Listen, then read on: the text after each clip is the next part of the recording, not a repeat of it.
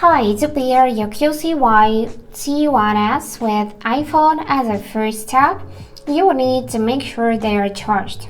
So if yes, you will see those indicators on the top of earbuds. Now we'll need to take them out of the charging case like this, and they should automatically go into pairing mode. So we need to go in the settings on the phone, choose Bluetooth and turn it on by tapping on the switcher. And now we should see the name of our device in the list of other devices. Simply tap on it like that. And now it is connected because we can see the status connected and we can see it in the tab My Devices. If your phone cannot find those earbuds, you will need to press and hold those indicators on the top of the earbuds. So just press and hold those controllers. And now you can see your earbuds. Tap on them to select as we did before. And now they are connected as well. So that's it for today.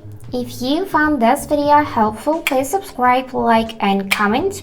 And I wish you all the best. Bye bye.